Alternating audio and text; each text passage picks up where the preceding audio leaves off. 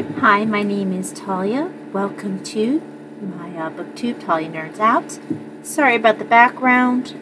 I have my rosary making materials over here. I have a fairly small room, so everything gets crowded in here. This is like a mini apartment in here, but I don't have a whole lot of room because my furniture is huge. Because I feel very self-conscious about how messy it is here, but not so self-conscious that I want to return to recording my bed. Yeah, welcome to my booktube. I actually am not going to be saying too much from right here at this moment. I will try to record an actual real booktube a little bit later, but I have 2 more Tolkien books to show you, and I will be going over those in detail. Perhaps I have a slight unhealthy, it feels like I have an unhealthy Tolkien thing going on right now, because I think in the past 2 episodes, I've shown you quite a large Tolkien collection, and that's not counting my original paperback Tolkiens, which I've written in. Like, I've written in, which sounds weird, you know, when they have the timeline in the back of, I think it's the 2nd or 3rd appendix. I think it's the 3rd one, the 3rd appendix of Return of the King. It's either 2nd or 3rd. I want to say it's 3rd. Where they go through the no, it's the first one that goes through the timelines. So when they go through the timelines, they tell when everyone's born and stuff.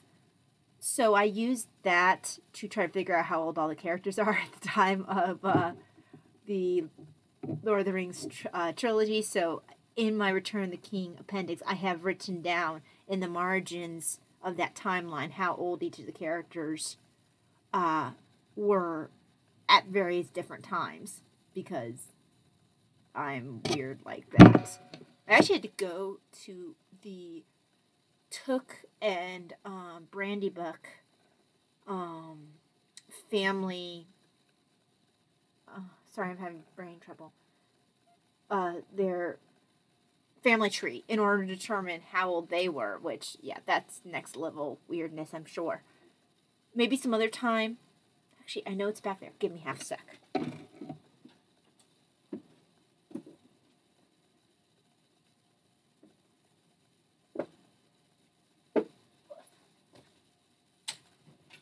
Now you will be seeing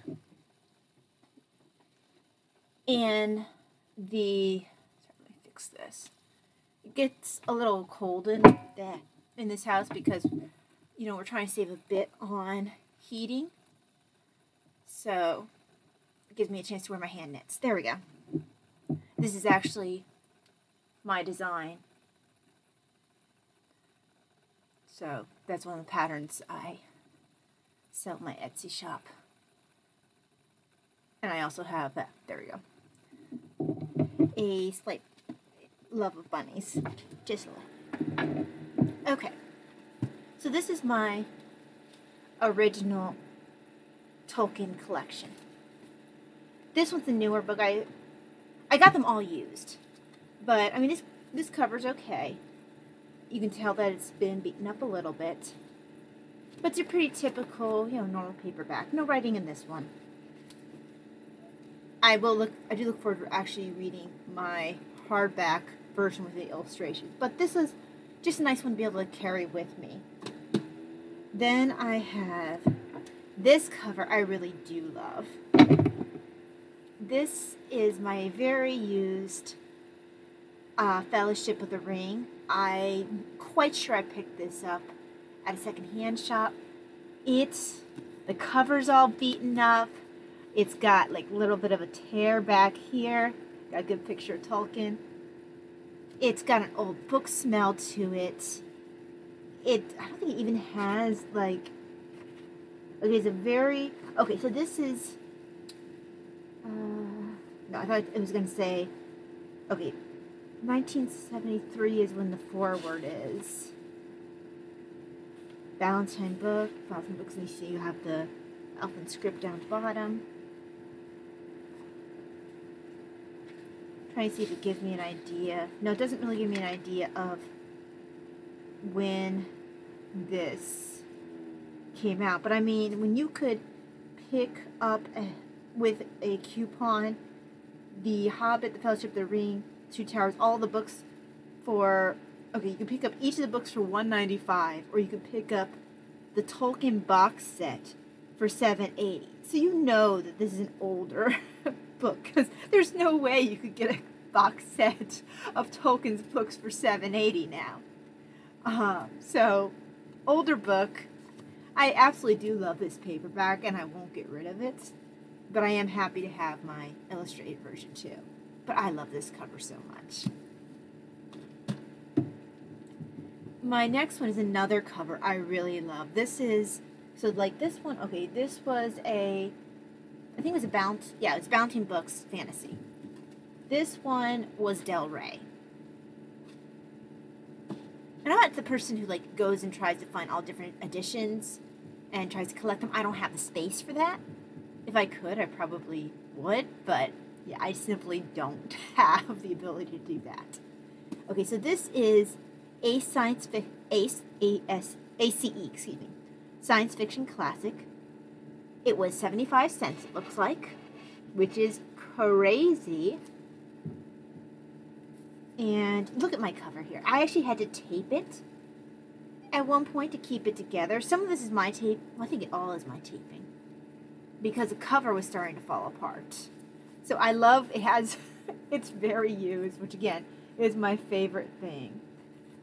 Someone else might have had to do a little bit of tape too, but I know I've added tape to this cover. It looks like someone poked something in here, so it's gone through the page a little bit. Again, you have the elven script. I have to be careful with this cover. And you have Treebeard there. Actually, I've never noticed that before.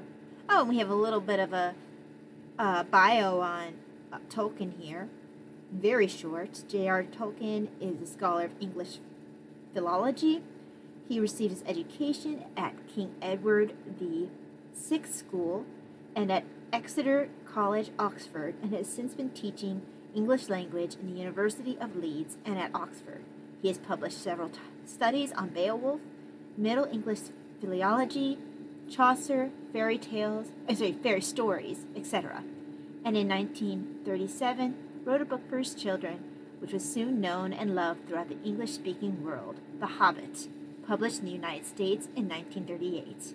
And then it goes on to say, inspired by the success of The Hobbit, Mr. Tolkien then produced the epic fantasy known as The Lord of the Rings, published in 3 volumes. They are now available in Uniform Ace Books editions as follows. Now that last part is obviously incorrect for anyone who knows about Tolkien lore. He might have been partly inspired by The Hobbit, but he already had this world built up in the middle of the world. He just connected them. From what I understand, I think I was reading in the introduction to the Hobbit book that actually I'm going to be showing you when I flip the screen, that he was encouraged to write another book about hobbits. I tend to speak quickly. I need to slow it down. He was encouraged to write another book about hobbits, and he was like, oh my gosh, I really don't think there's any more to say here. They're not really that interesting. And that later on, after like telling the publisher this, I guess he went home, thought about it, and then said, hey, I have a chapter for you.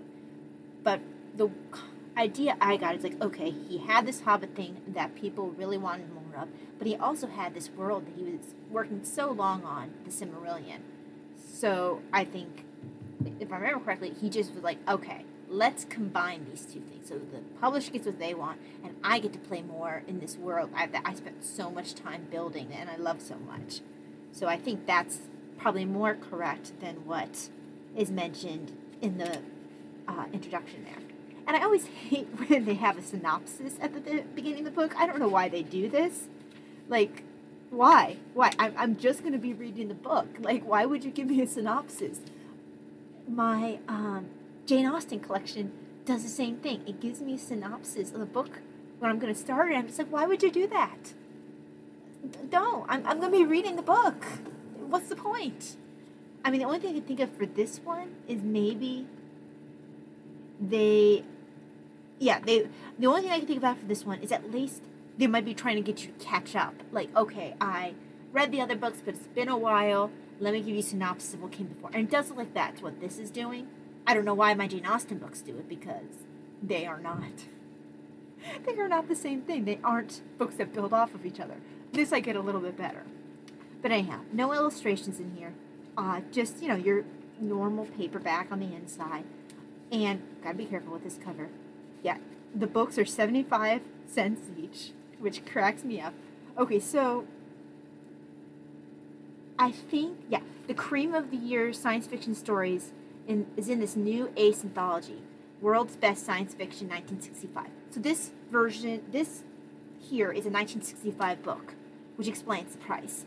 The Best Science Fiction collection has nothing to do with the Tolkien book. That's just what they were advertising. But since they were advertising that as a new collection, that tells me how old this book is, which is kind of cool. This book is older.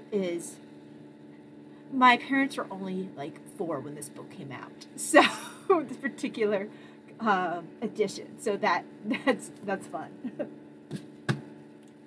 And then this, I don't like this cover very much. I made a special point not to get any of the Tolkien books anymore with covers with art from the movie. And I think I've talked about this before. I really can't stand. I liked him as Aragorn, but when I read the books, I don't want the movie attachment to it. I build my own picture in my mind, or I have the pictures that Tolkien provided, or even the artists picked for the books, but I don't want the movie in my head while I'm reading this. They're really two different things. Yes, the movie does a very good job of does a good job of depicting the books. There's some things that I take issue with, mostly their depiction of Pippin and Merry. I feel that Pippin and Merry both deserved better. They just didn't treat the characters of the two of them very well.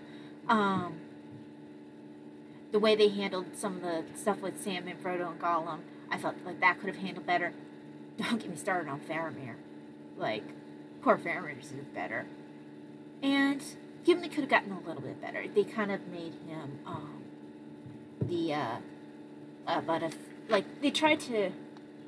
they kind of tried to make him butt of some of the jokes, and Gimli in the books has a sense of humor, and I think they should have gone with that, because Gimli, by his own, it's actually kind of funny, and has a sense of humor, but I think you could have done that without making him seem ridiculous, as he did at times. But definitely Pippin and Merry, big issue with the way they were treated, and Faramir as well. I love how Boromir was treated, though. I thought they did a very good job with Boromir. Aragorn, very good job with Aragorn. I don't care if the actor played Frodo, so kind of step. I don't think that has anything to do with the way he was acted. I don't care for the actor they chose for Frodo. I do like the actor they chose for Sam. Good job with Gandalf. Good job with Sauron. There's Saruman. Sauron, you don't really get to see. So, I actually do like most of the actors that they chose. Faramir, Pippin, and Merry. I can't say really fairly about Pippin and Merry because they just didn't do a good job in general with Pippin and Merry.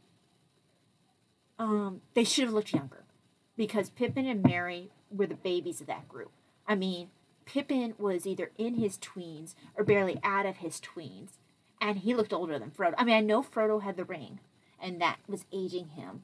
It was slowing his aging. But Pippin and Merry shouldn't have looked older than Sam, who was in, let me look at their ages at the time, because this is the book where I wrote that in. Okay, it was Appendix B. So, when we are in, okay, the years, okay, the great years, which is when they leave. Okay, I'm going to start with Caradhras. Okay, Pippin is 26 when they go to Caradhras, and I believe that you're out of your tweens when you're 32. Well, let me see how old when Bilbo hits his 101st, because I always forget. So, Bilbo. Okay, Farewell Feast. Frodo is 33. So yeah, 33 is when you're out of your tweens. And Frodo is quite a bit older than the others. I mean, Sam's only 18 at that time. Pippin and Merry are, let's see, Merry is about 16 at that time, and Pippin he's about 8 at the time of the farewell party. So, I mean, that tells you the age differences between the hobbits. I mean, it might not be very obvious, but for Pippin and Merry to look so much older than Sam and Frodo just kind of felt off. They just, and it might not even be that they looked so much older. They looked just too old for those characters who were significantly younger. So when you're in the great years, when they're on their adventures, when they go to Caradhras, Sam and Frodo. Okay, Sam is 36, and he and Faramir actually happen to be the same age. Frodo is 51. And like I said, I know Frodo wasn't going to age as quickly because of the ring. But he got the ring when he was 33. So he shouldn't necessarily have looked quite that young, because he, like I said, he was 33. I mean, Pippin, when they started the venture, he's younger than Frodo was when Frodo got the ring. Yet he looks older than Frodo. Say Frodo didn't age at all since he got the ring.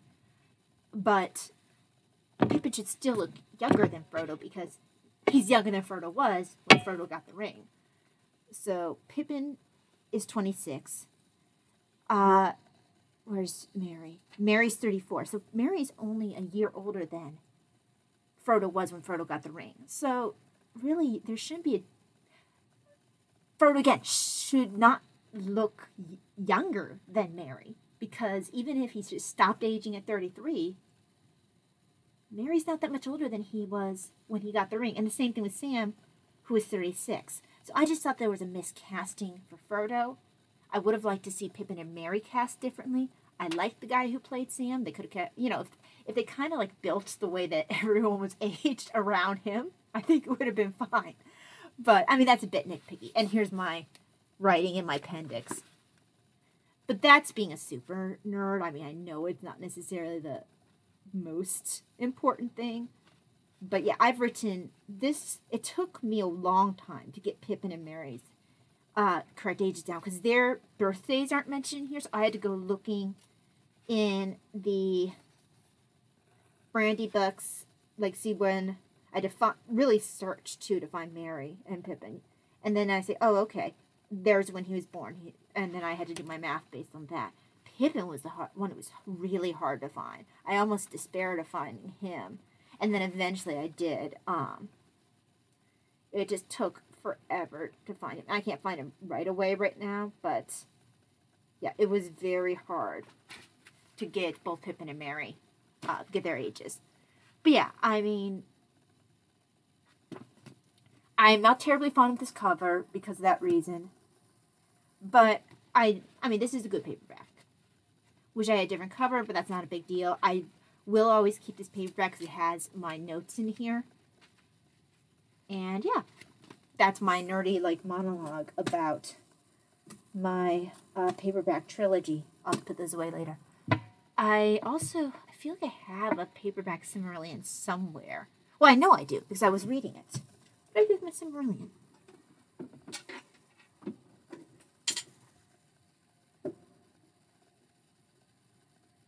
There it is. So, here is my copy of the Silmarillion, my original paperback copy of the Silmarillion. And I just wanted, something that had the artwork in it. I saw that was available for pre-order, so I did get it. But this isn't a bad cover. This is a Del Rey again. What was this one? This was also Del Rey. So, my newer ones are all Del Reys. Then I have a Banter Books and an Ace Science Fiction. And those are the older two. Whoopsie, I don't want to drop my older books. There we go. So, yeah, this is my original copy of the Silmarillion. This one, it looks like it's brand spanking new. I rarely picked up these books new. Huh. Okay, so apparently it looks like they combined, because it says Ballantine / Del Rey slash Presidio Press slash One World. So I don't know if these publishing companies all combined. But yeah, this is a very new in comparison copy. But it's good to have a paperback version. I'm not going to pick a paperback version of all my other ones that I have in hardback. But it's nice to have these because I already had them. Okay, that was a very long intro. I am so sorry about how long this video is going to be. Because now I'm going to stop this introduction so that you can see me go through quite in depth the 2 books that I got since the last time I posted a video. Alrighty. I'll see you. Well, I won't see you. You'll see my books in a couple seconds. Bye. If you're now seeing this, I presume that you've already seen my intro video. I intended to have an actual real video talking about the books I've been reading and how I've been enjoying them so far, yada yada yada, but that didn't happen. The body rebelled after I went out Sunday, so that just didn't happen. It took me a day and a half to recover. But, let me come out a little bit so I can... Good, there we go. I did get 2 books that I was waiting for. So that was worth having a little bit of a break. My Hobbit, I think this is 75th anniversary Hobbit edition, and I had pre-ordered The Fall of Numenor. So that arrived in. And this has artwork by Alan Lee, while my Hobbit has artwork by the one and only J.R.R. Tolkien. So very excited at both of these. This does a lot to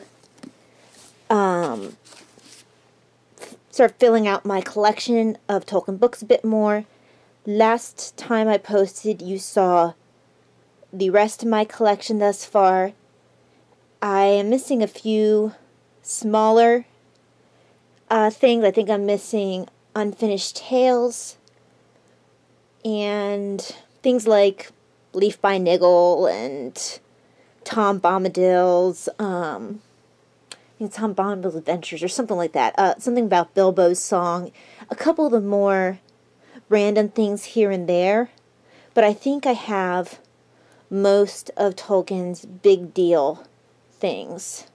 I mean, I know Morgoth's Ring is out, but I'm not sure, or I think Morgoth's Ring is out. But I don't know a whole lot about it. I need to look into it. I'm not sure if that's less of Tolkien's actual world, like if actually him writing actual story, or if it's extrapolated upon notes that he had. So I need to look into Morgoth's Ring a bit more, because I don't have a whole lot of knowledge about that. Anyhow, for a second I thought I wasn't actually recording, and I was like, oh no! But I am recording. So, I'm going to start by showing off, yeah, it is the 75th anniversary edition, and this cover, I was reading the section on the illustrations just to kind of get a feel for it, even though I'm actually technically reading the Silmarillion right now. But, because I went through a mission over the past, I started last year and it's continued on through this year. I'm trying to read all the Tolkien books I own, and I read The Hobbit, Fellowship of the Ring, and The Two Towers last year, and even though I started Fellowship of the Ring last year, I finished it this year. I think I finished Two Towers last year. Regardless, over the 2-year period that I have thus far been rereading my Tolkien, I have gotten through the ones that everyone who at least is a cursory fan of Tolkien knows about, The Hobbit and his Lord of the Rings trilogy. Or just plain Lord of the Rings, since he actually intended to be a single book. I did actually think of getting because I'm going to pull out my Silmarillion again. The book that I guess is kind of like the counterpart to this one for The Lord of the Rings and has like all the writing on it like this one does. I had looked into getting that one, but it was a single volume. It was a single volume Lord of the Rings book, and all I could think of is A, that book was going to be incredibly heavy, and B, I was concerned about the binding. And there were concerning things that were mentioned in the Amazon ratings, things like people getting the book and finding that the text was upside down, and things like that. I mean, it wasn't a big deal. This book is definitely has a more epic feel to it because it has all the, the cover's pretty amazing. But on the other hand, as much as Tolkien's artwork is really nice to have in here, I mean, having Alan Lee's artwork for The Lord of the Rings, I'm not mad about it. It's pretty awesome. And those books are heavy enough on their own. I definitely wouldn't have been able to handle the single-volume Lord of the Rings. Where was I going with that? Oh, I was reading. Yeah, I was saying that I was reading the Silmarillion. I am reading the Silmarillion, but I'm still in the section where it's explaining all the illustrations, so I haven't gotten very far. But, so I was talking about what this book says about the illustrations for this book. Apparently, this was Tolkien's original, the cover he originally wanted for this. So here's the moon. There's Smaug. And that's supposed to be a sun there over the... Oh, I guess that those are supposed to be the eagles. So, whoops, back it off a bit. There's the Misty Mountains. So, yeah, this was the cover Tolkien originally wanted, complete with the red sun and Smaug being red. But apparently, Tolkien... They'd send it back to Tolkien. It was like, hey, this is too expensive. We can only do shades of blue and green. You're going to have to, like, either outline the sun or take it away, and Smaug can't be red. So, from what I understand from the introduction, he wasn't pleased about it, but he had to follow what was requested of him in order to sell the book. So, with this particular copy, I think that Christopher Tolkien did have a hand in this before he passed. I believe he's gone now. But he, this cover actually represents what Tolkien did want, which is kind of cool. Yeah, so I think that's really awesome. I also, complete side note, because this one doesn't have a ribbon in it, I purchased this with a gift card, so this is, I hate having a gift card and not using all of it. I think I have enough to pick up another bookmark. So I wanted to use every bit of that gift card. And this was the preface that I think I skimmed through this preface because I just wanted to see if there is anything about the illustration. So I think that's what I think that's probably what I was reading specifically.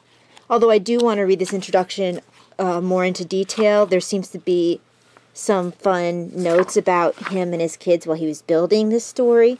But the main reason I wanted to bring this out is... Sorry, my hand is getting tired from this camera. I'm such a wimp. Okay, but here is a perfectly nice map showing you where everything is. Ooh, I didn't... That's not kind of cool. I guess this is supposed to be the... What are they called? The moon runs? That they can only see on Durin's Day. And, okay, there's the Lonely Mountain.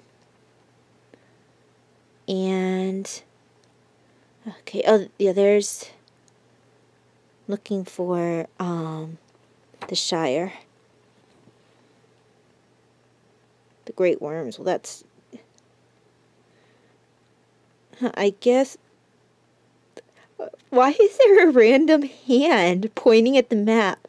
I wish that's not the form of Elven script that I'm familiar with, that I used to write in code with a friend.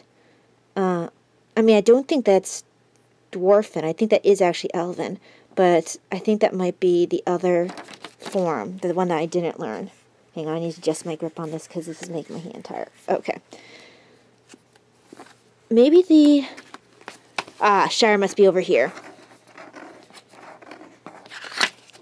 Okay, so... Yeah. Oops, sorry, let me back up a bit. I apologize. There we go. There's Hobbiton. And there's Rivendell. I was hoping we'd actually get a better idea of where exactly. There's the mountains. So I kind of would have liked a better idea. There's Mirkwood. Okay, so I guess maybe... Oh, okay, so there's... Okay, there's where Smog is. Okay, so I guess what's in front is a bit of a far away view of the map of the whole story will be taking place in, because you get a good idea of how far away Hobbiton is from where they had to be with Smog, and there's, well, I hadn't realized quite how large Mirkwood is. But when you go and you turn over here, you're really zoomed in.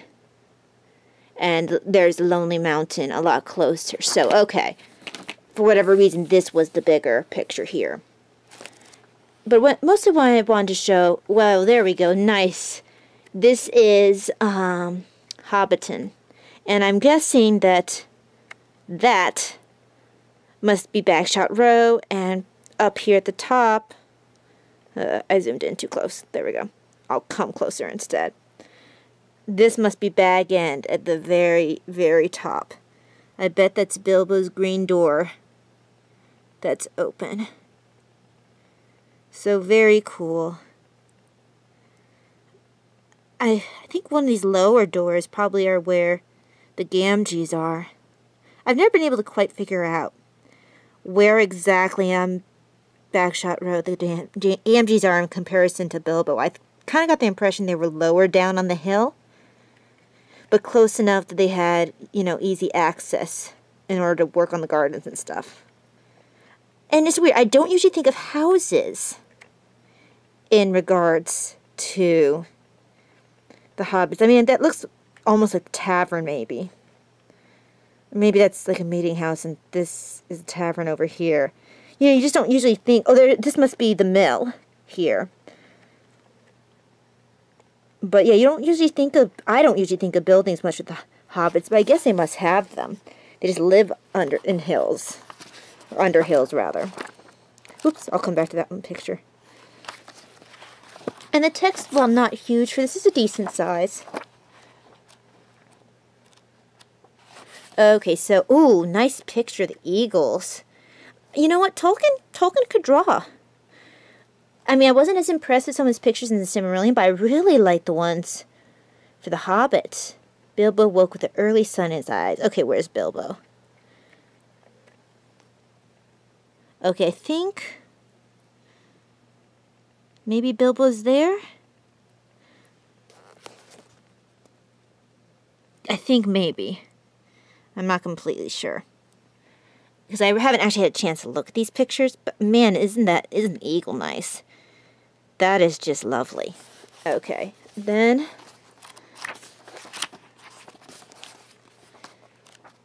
And these pictures are particularly special because, of course, Tolkien himself drew them.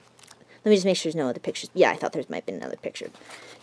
I noticed with the Silmarillion, too, that the pictures seem to become more often once you got to the end of the book. I noticed that also with the Lord of the Rings as well. There we go.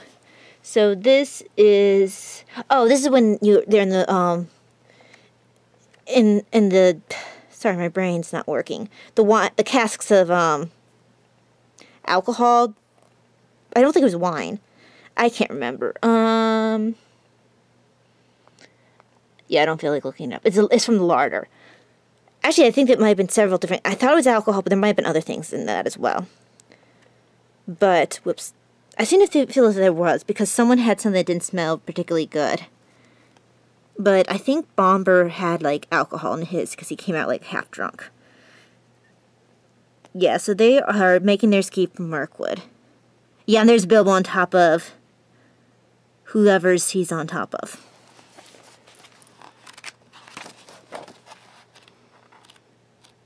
It's going to drive me nuts. Is it all... Oh, I didn't see this one. I'm glad I flipped back. Whoopsie. So I guess... Alright, so this is Thranduil? I can never pronounce his name right. So it's a king of Mirkwoods. The lead into his palace, for lack of a better term. Fortress is probably more correct. Ooh, there is Smaug on his dragon hoard of gold. Okay, where's Bilbo? Oh, that's right, we can't see Bilbo because Bilbo's invisible. Unless that's his shadow. Yeah, that's Bilbo's shadow. Okay. That's kind of cool. Okay. Conversation with Smaug. That's really cool. Just want to make sure I'm not missing any other artwork. I am. Let's see. Oh, this is the front gate. Okay, I guess maybe the front gate to the mountain. I had to actually read what part I'm in later. I'm getting close towards the end. I think I have one more piece of artwork. Because I saw what looked like Bag End. No, that's Smaug again.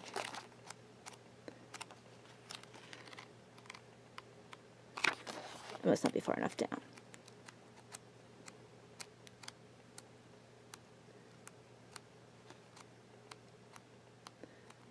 Okay, I could have sworn when I flipped back I saw a picture of Bag End. But, there it is. Yeah. Return to B. Baggins Esquire. No trace of the auction held there. And it looks like they actually added on, like, the first chapter of Lord of the Rings, or part of the first chapter, which is the long expected party. And actually it took, you would have thought, because I've read these books so many times, that I would have picked up on this sooner. Oh hey, Smaug. But this is the first time I actually picked up, and this is because of the preface, that The Hobbit and Lord of the Rings have matching titles. Yes, I know, that's completely duh. But yeah, first chapter of The Hobbit is an unexpected party. First chapter of Lord of the Rings is a long expected party. So, I feel very intelligent for not having noticed that before, but now I can't unknow it, and I think that's very amusing. Yes, that was far too in-depth of a look into my Hobbit book. Now I will try to at least give part of at least a little bit of the same treatment to The Fall of Numenor. Maybe not quite so in-depth. Just making sure, yeah, The Hobbit doesn't necessarily have anything really special about the cover underneath the dust jacket. And I don't think The Fall of Numenor necessarily has a really, yeah, it's just a pretty normal cover too. It does have a pretty dust jacket though. Numenor sinking into the sea. And it's edited by Brian Sibley. Yeah, I think this was edited after Tolkien's son passed away. Okay, so yeah, this is actually blast. I mean, it says in memory of, I've dedicated, that was the word I was looking for. Dedicated to Priscilla Rowell? Never known how to pronounce that. Tolkien. I want to say that was the youngest, but I can't remember. I've been meaning to read his biography. So, you have, as is fairly normal, it seems like for Tolkien's books, you have the contents. Huh, is they? It looks like they actually have not just the contents for this one, but maybe it's by year as well. So, like, maybe, now this would be, I guess by, yeah, second age year. That's kind of cool. So, okay, Birth of Numenor, and then you're starting to look where Pelagiar, I've only heard people pronounce it on Tolkien Tube. Pelargiar. I'm not going to say it. That word. The names look different than I imagine them when I hear them said. Now, our Pharazôn, that one's easy. Okay, so yeah, that's pretty cool that it's not only by page number contents, but also by year. So that's pretty cool. And then these are the pictures. So you have, and it'll tell you that, okay, these pictures, this is the pages that they're facing. So it must be that they all are actually the plates. And by the plates, I mean like the illustrated pictures are just on one page. So that's actually, fairly decent amount. And this is also Alan Lee's artwork. Yes, it is. So about the book, I actually haven't flipped through this yet because I just got this today before the Second Age. Tale of Years, so the chronology of the Westlands. Most of what I know about Numenor is from Tolkien Tube, because I haven't gotten that far in the Silmarillion. So that must be the Throne of Numenor. Let me back up. And this is a lot of this, I think, is Tolkien's getting a chance to just...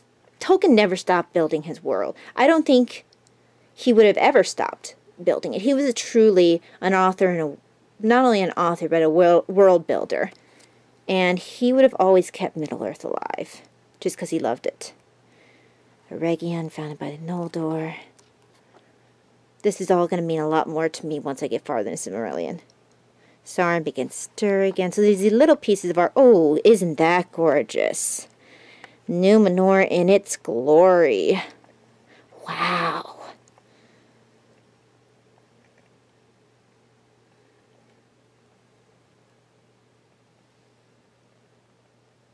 Trying to get a good look at. He kind of fades a little bit. Okay, so there's two different ladies. So I'm not sure it particularly matters who they are. I kind of feel like this lady in the front might be a queen. And maybe this one is a princess or something. I don't know. I'll have a better idea once I actually start reading.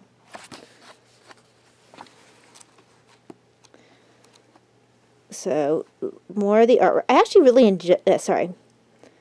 I really enjoy these little pieces of random sketches, or like looks like sketches, throughout, because it adds enough interest, but it's not too distracting while you're reading. Because, every once in a while, it's nice to have that pop of color for a full page picture, but it can be distracting if it happens too much. So having these little drawings sprinkled throughout is helpful, but not too distracting. So, Birth of the Numenor and Silmarillion.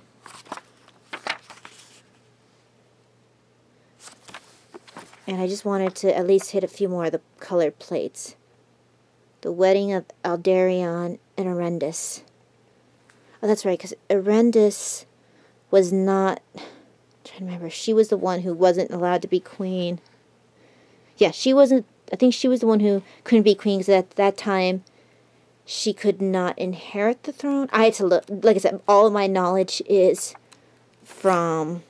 Ooh, pretty. From Tolkien Tube, not from actually reading at this time. At least for anything outside of Hobbit and The Lord of the Rings. Very cool. That's their boats. Very nice.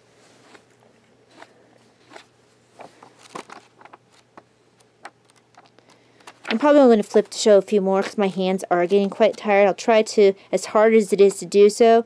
Oh, beautiful. Oh, I wonder... Okay, no, this isn't the human sacrifices. Okay, too small for that. I'm not quite sure what's going on here, but I'm sure I'll find out. And I'd like to go through and look at all the beautiful sketches too, but my hands are getting tired, and I mean, no one wants to just see me flip through here and show every single picture in that. I already did that with The Hobbit. Ooh, hold on. I am trying to hit all the plates, though, if I can.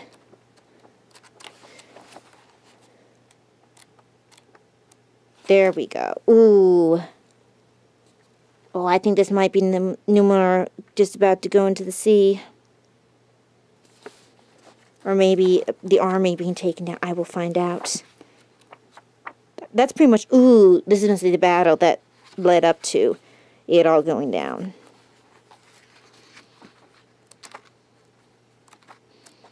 I mean, I don't think that that's the battle. I don't know if... This might actually be after Numenor fell. This might be around... This might actually be the battle where Sauron loses the ring. I'll have to look at that. Appendices. So very cool. And it comes, just like my Silmarillion, it comes with a ribbon, which I love. Yeah, I am really happy about my Tolkien stash at this time. I do look to fill in a couple more books into that collection. Now, some of them, like the letters of Tolkien and his autobiography, I'm not as bothered to necessarily have that in physical copy. I can have those on Kindle if necessary, because I do have limited space. But for the actual lore of Middle-earth, I did want to have the physical forms. Now, the letters do have, from what I understand, quite a bit of the lore, because he answers questions like about Treebeard and what happened to the Entwives, and you know, just all sorts of cool backstory that might not have shown up in other sources. So I am a bit, like, torn about whether or not I want the letters in physical form, because that'd be kind of a cool thing to reference while reading. But anyhow, that is my, well, stash enhancement, as I say in my knitting podcast. That's my stash enhancement for today, this week. For a little while. I'm not intending to pick up any more Tolkien books for a while. I do plan on eventually doing a real video with, you know, my face actually being present at some point, but I hope that you enjoyed looking through those books as much as I have. I really enjoy having all these memorable, amazing books, these classics, in such wonderful covers and with such wonderful artwork. These are books that not only are lovely to read, but they also just look really nice on the shelf or wherever you happen to have them. My whole Tolkien collection is with my Austen collection on my bedside table. That's about all that's going to be room besides the 2 lamps I have on there. But that sounds weird that I have 2 lamps. I have a normal lamp, and then I have a lamp that's for light sensitivity. It's an orange light, or like a red-orange light that I use when my eyes are bothering me too much. So that's why I have 2 lamps. But anyhow, that's where my Tolkien collection and my Austen collection are. I think the only things I really need are unfinished tales. I might need more costumes. I know I have a couple of things that I want to fill out my collection with, and I think I have enough room to do that. But yeah, I hope that you enjoyed looking at those books. If you look at my new banner on my channel, I have taken a picture of those books and just had, as best as possible, given you kind of an idea of what all my covers look together, as best as you can on a really short, small banner. But anyway, I will talk to you later. See you all later for a real booktube episode. Once this one finishes loading up and I can put it up. So yeah, have a great day. If I don't have a chance to post again before Thanksgiving, have a marvelous Thanksgiving if you are in the States. I don't think I have anyone watching who is not in the States. But if I do, just have a nice week next week. And yeah, I will see you whenever I get to record next. God bless. Bye.